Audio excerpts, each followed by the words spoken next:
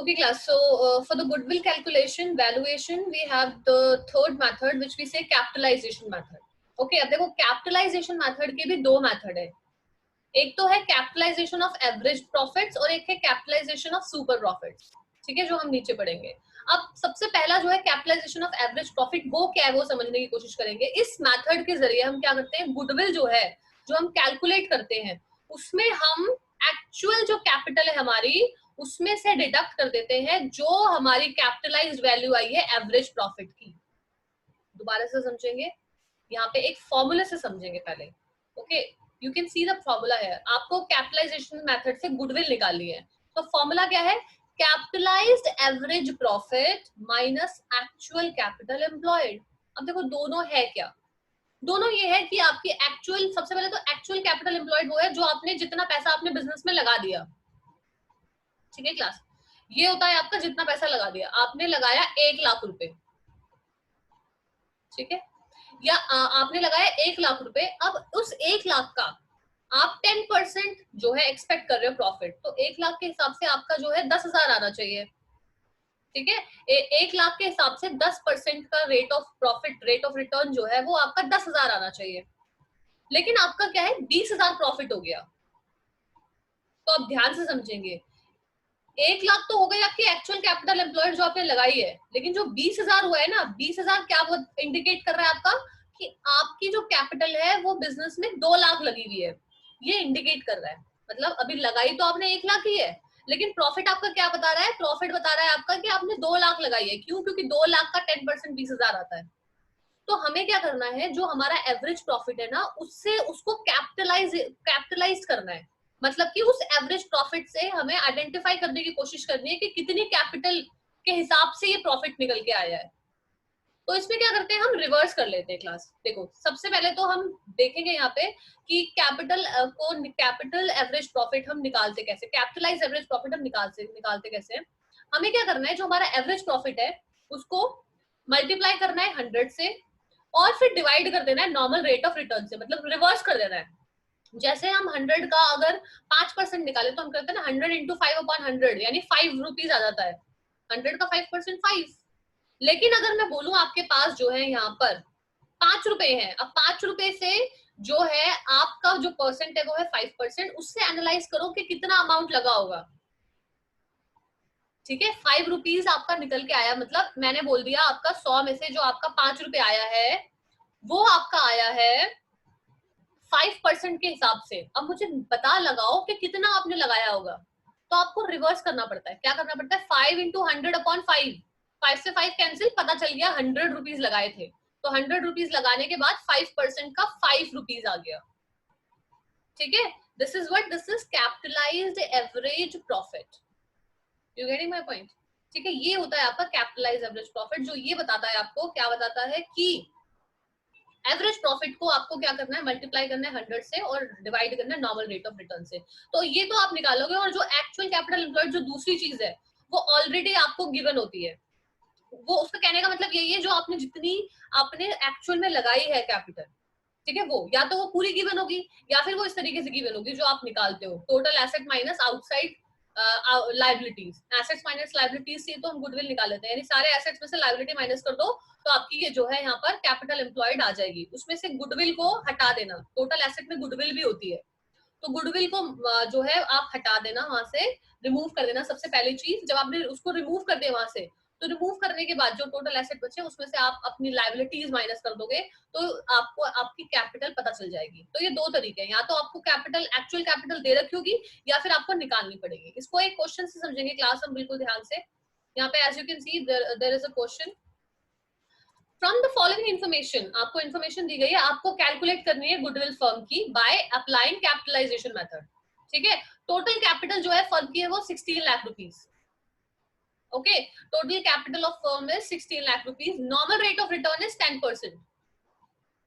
Clear, कि मतलब 16 लाख जो आपने लगाए हैं उसमें अब आप एक्सपेक्ट कर रहे हो जो आपका प्रॉफिट होगा 10% होगा, और प्रॉफिट आपका हो गया 2 लाख रुपए. ठीक है, तो यहीं से आप समझ जाओ कि 16 लाख का 10% का कहने का मतलब है 1,60,000 आना चाहिए था आपका, लेकिन आपको कितना हो गया, 2 लाख हो गया, यानी 40,000 ज्यादा हो गया आपका. समझ रहे हो? तो यहीं से समझ जाओ कि जो आपके एवरेज प्रॉफिट की आप कैपिटलाइजेशन करोगे, तो अब यहाँ पे आपको वो करना पड़ेगा। तो पहली स्टेप में हम क्या करेंगे, capitalisation of capitalise value of profit, पहले तो वो निकालेंगे। हम क्या करेंगे, प्रॉफिट में मल्टीप्लाई करेंगे 100 divide by normal rate of return, यानी 2 लाख इंटू 100/10। तो इस हिसाब से आपका ये बोल रहा है जैसा आपका प्रॉफिट आया है ना, उसके हिसाब से आपकी कैपिटल तो 20 लाख होनी चाहिए थी। ठीक है, वो सही है कि 16 लाख ही है और 16 लाख ही मानी जाएगी, लेकिन ये प्रॉफिट आपका जो है इंडिकेट कर रहा है कि 20 लाख रुपए आपकी कैपिटल होनी चाहिए थी। ये 20 लाख की जो कैपिटल आपकी निकली है, this is your capitalised value of average profit. तो इसको आप जो है अलग कंसिडर करेंगे। अब दूसरी चीज जो है यहाँ पर क्या करेंगे, दूसरी चीज आप ये करेंगे, calculation of total capital. Now you will calculate the total capital. Total capital given है 16 लाख लगाइए, this is your actual capital जो आपने लगाई है।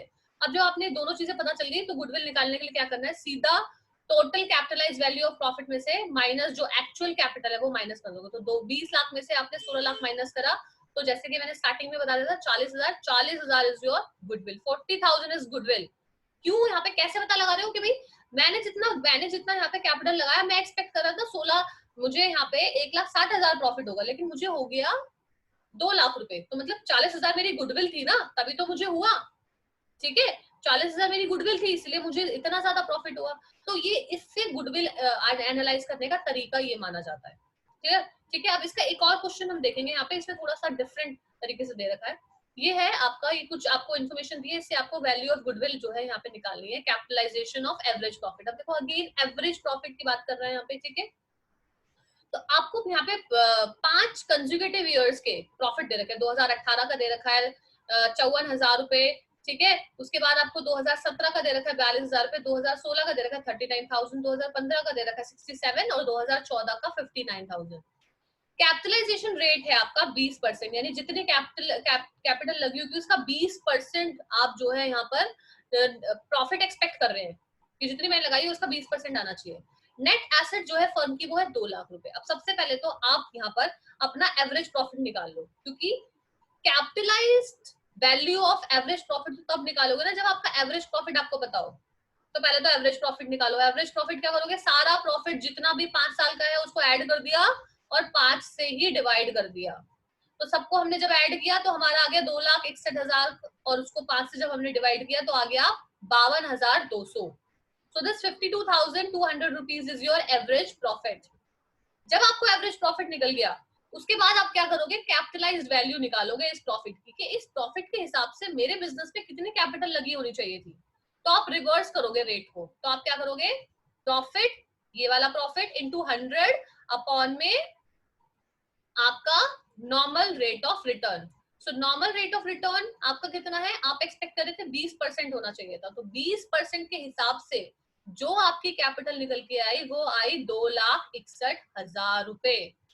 मतलब आपने अपने बिजनेस में सिर्फ यहाँ पर 2 लाख रुपए कैपिटल लगाई थी, लेकिन आपका प्रॉफिट इस तरीके का आया है कि आपकी कैपिटल, जो प्रॉफिट आया है वो कह रहा है कि आपकी कैपिटल इतनी लगी होनी चाहिए थी, यानी ज्यादा एक्सेस प्रॉफिट आ गया। तो यहाँ से अब आप गुडविल निकाल लेंगे। तो आप क्या करोगे, 2,61,000 में से 2 लाख माइनस करोगे, तो जो 61,000 एक्स्ट्रा अमाउंट आया है जो आप एक्सपेक्ट ही नहीं कर रहे थे प्रॉफिट का, वो है आपकी गुडविल। ये एक और तरीका है इसको सॉल्व करने का। तो देखो क्लास होना यही है, कैपिटलाइजेशन की बात अगर मैं कर रही हूँ तो हर तरीके से कैलकुलेशन ऐसे ही होगी, लेकिन कुछ कुछ चीजें वहां पे दे रखी है, उसका ध्यान रखना है। मैं बार बार बता रही हूँ आपको, एवरेज प्रॉफिट अगर दे रखा है तो वहां पे कई बार एबनॉर्मल लॉस दे दिया जाएगा, एबनॉर्मल प्रॉफिट दे दिया जाएगा, उनको हटा दो, वो नहीं चाहिए हमें एवरेज प्रॉफिट में। ठीक है, नॉर्मल कंडीशन के प्रॉफिट और नॉर्मल कंडीशन के लॉस को ही कंसिडर करते हैं हम उसमें। कई बार हमें आपकी पीएनएल एप्रोप्रिएशन की एडजस्टमेंट नहीं की होती है उसमें, और प्रॉफिट दे दिया होता है, तो पहले पीएनएल एप्रोप्रिएशन की एडजस्टमेंट्स कर दो, जो चीजें देनी है वो दे दो, उसके बाद यहाँ पे गुडविल पे काम करो। ठीक है, अब ये तो हमने बात करी एवरेज प्रॉफिट को कैपिटलाइज करने की। अब हम सुपर प्रॉफिट को कैपिटलाइज करेंगे क्लास। ठीक है, सुपर प्रॉफिट को कैपिटलाइज करने का मतलब यही है कि जो आपका सुपर प्रॉफिट है उससे आप कैपिटलाइजेशन मेथड से आप यहाँ पे जो है निकालेंगे। तो अब इस केस में क्या करना है आपको, कि पहले तो ये समझिए कि कैपिटलाइज जो आपका सुपर प्रॉफिट है वो क्या होता है। मैंने आपको पिछले क्लासेस में बताया कि सुपर प्रॉफिट होता है आपका एक ऐसा प्रॉफिट जो आपका अनएक्सपेक्टेड है, जो आपका नॉर्मल प्रॉफिट नहीं है, वो आपका सुपर प्रॉफिट है। ठीक है, नॉर्मल होता है जो आपको पता है, एक्सपेक्ट करके चल रहे हो, लेकिन एक प्रॉफिट आ गया सुपर प्रॉफिट। वो क्या कह रहा है, वो आपने एक्सपेक्ट ही नहीं किया।